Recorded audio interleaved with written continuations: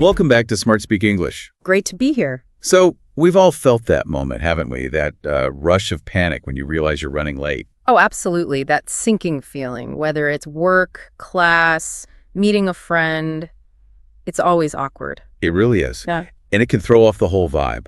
But today, we're diving into how you apologize. Because how you say sorry, well, it can make a huge difference, right? It really can. A good apology shows respect for people's time, for the situation itself. It's a communication skill. Definitely. So our mission today is to explore some practical phrases, move beyond just, sorry I'm late. Exactly. And understand why different phrases work better in different situations. Okay, let's unpack this then. Because context seems to be the absolute key here. It really is. What you say when you're late for a big presentation is going to be or should be very different from, say, meeting a friend for coffee. Right. So acknowledging the specific situation. That's step one. Where should we start? Maybe the high pressure one. Professional settings. Yeah, let's tackle that. Being late for work, or worse, a meeting where people are actually waiting for you. That's tough. So what's the guidance there? How do you handle that professionally? Well, the consensus is be clear, be concise, and keep it professional. Respect their time, no long, dramatic stories. Okay. So less is more. Pretty much. You need a prompt, professional acknowledgement, something more formal than just, sorry I'm late. Like what? Give us an example. Okay, a good one is, I apologize for the delay. I got caught in traffic. I apologize for the delay. I notice apologize, not sorry.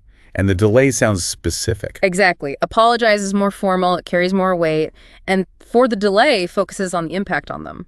Adding a brief reason, like traffic is, common, understandable, doesn't need a lot of detail. Right, it's direct. Gets it out of the way so you can move on. What if it wasn't traffic? Something else unavoidable. Okay. Another strong option is, I'm terribly sorry for being late. There was an unexpected issue I had to handle. Terribly sorry. That adds sincerity. It does. Shows genuine regret, which matters professionally, and unexpected issue, it's professional code, isn't it? Yeah, it signals a legitimate reason without oversharing. You don't need to give your boss your life story. Precisely. It offers a reason, which people often expect, but respects professional boundaries. Yes. So the takeaway is swift, formal language, brief reason. Got it. And what about online meetings? So common now. Being late virtually. Right, the virtual lateness issue. The reasons might shift slightly. Technical problems are the big one there. So how do you phrase that? Something like, apologies for joining late. I had some technical difficulties. Apologies. Nice and concise for popping into a chat. Yeah, keeps it brief. And technical difficulties, everyone gets that these days. It's relatable, accepted. No need to explain your faulty Wi-Fi router in detail. Right. It just explains why you suddenly appeared 5 minutes late. Shows you weren't just ignoring the start time. Exactly. You signal your arrival, apologize quickly, and then, try to blend in. It shows respect for the session. Okay, makes sense. Let's shift gears. What about academic settings, like being late for a class, maybe an online lecture? For students listening. Right. Different dynamic. Less about maybe company money, more about disrupting the class or showing respect for the instructor and classmates. So just walking in silently isn't the best approach there either. Generally not. You still want to acknowledge it. The phrases here might lean a bit more towards personal responsibility, maybe? How so? Well, one option is, sorry for being late. I lost track of time. Huh.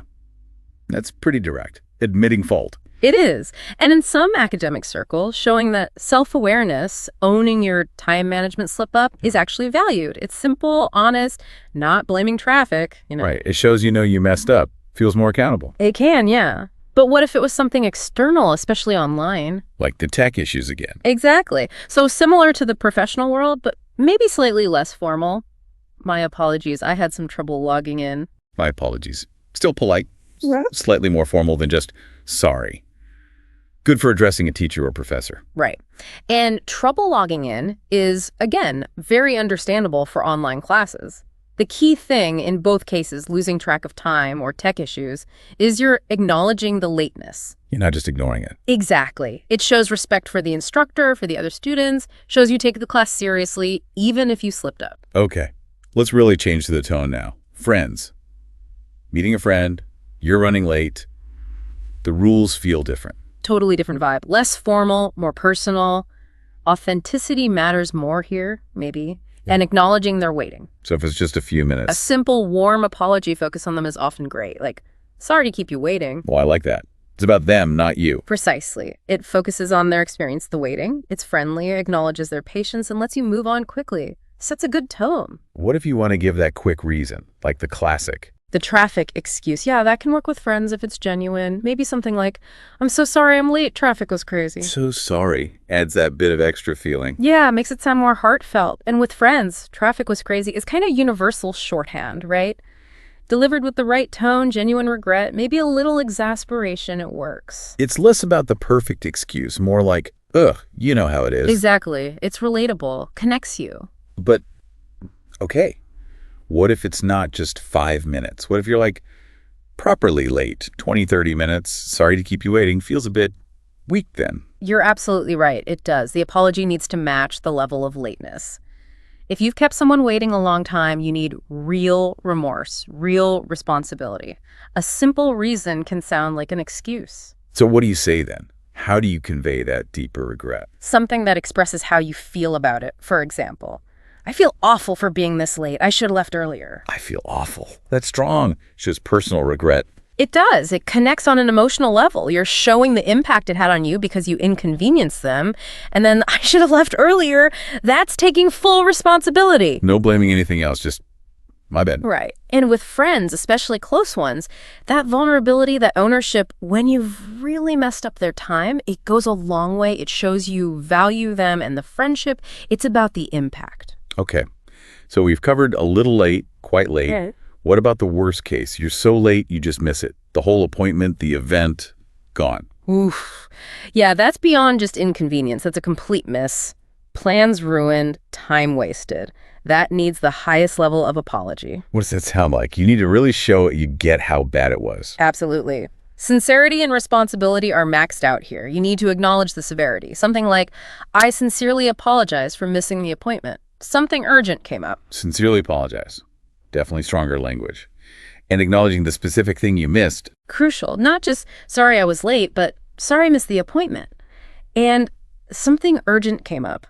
Again, it provides context, suggests a serious reason, without necessarily needing personal details. And it's not just saying sorry, right? Yeah. You have to show you understand the trouble it caused. Exactly. You need to show empathy. Follow up with something like, I completely understand if this caused inconvenience, it won't happen again. I completely understand. That validates their frustration. It does. It acknowledges the ripple effect, and the promise it won't happen again is vital. It shows commitment, helps rebuild trust, especially for important things. And you need to do this pretty quickly after realizing you missed it, right? Oh, definitely. Promptly. Be deeply sincere, acknowledge what was missed, and take responsibility for the future. Focus on the impact and your commitment. Okay. Now, beyond that immediate apology, there's the follow-up. Like texting later. Is that really necessary? It's a simple thing, but yeah, it can be really effective. It reinforces the first apology, shows you're still thinking about it, that you meant it. It wasn't just words said in an awkward moment. So what would you text? Could be simple. Hey, I just wanted to apologize again for being late today. Thank you for your patience. Nice. Reinforces the apology and adds gratitude. Thank you for your patience. Acknowledges their effort. Right. Focuses on their positive action. Or you could lean even more into gratitude. Thanks for waiting for me. I really appreciate it. Warm, simple, focuses on appreciation. Exactly. These little follow-ups, text or email, depending on who it is, they show thoughtfulness, reinforce sincerity, help keep relationships strong. Small gesture, big impact sometimes. Okay, good stuff. Yeah. Let's do a quick recap then. What are the absolute core principles for apologizing for lateness? All right, key takeaways. First, always be sincere. Mean it. Second, give a brief, honest reason if it's appropriate.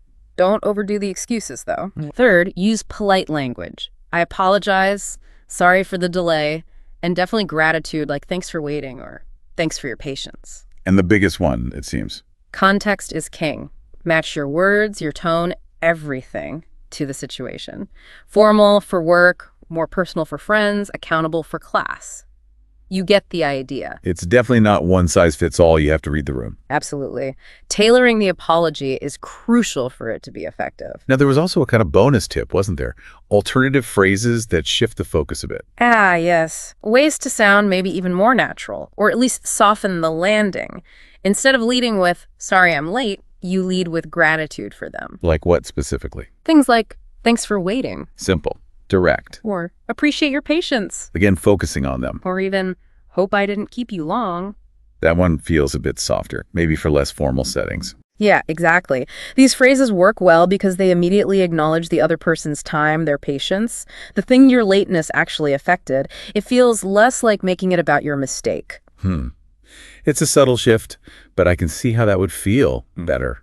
Less focused on the negative, more on their understanding. Precisely. It can keep the interaction more positive right from the start. Use them instead of, or maybe alongside a sorry. Especially useful in more casual spots. Shows you recognize they waited. Yeah, mastering these nuances, knowing why you choose certain words, it really is a powerful tool for navigating those awkward moments smoothly. Shows respect. It absolutely does. It's all about thoughtful communication. Even in something as simple as being late, it strengthens connections. Which leads to maybe a final thought for you, our listener, to mull over. Building on all this, Yeah. how much does the actual reason you were late change, which apology feels right? That's a great question. Like, does apologizing for being late because you stopped to help someone feel different than apologizing because you overslept, even if the delay and the setting are the same, does that affect your word choice? Or thinking even broader, where else in your day-to-day life does finding just the right words for the specific context make a huge difference? Think about times maybe words smooth things over. Or maybe didn't. Lots to think about there. Definitely. Well, that's it for today's deep dive. Thanks for tuning in. We hope you found these tips helpful. If you did, please do like this video, share it with anyone who might benefit, and subscribe to Smart Speak English for more insights. And if you have any questions, or perhaps your own go-to phrases for apologizing for lateness, please share them in the comments below. We'd love to hear from you.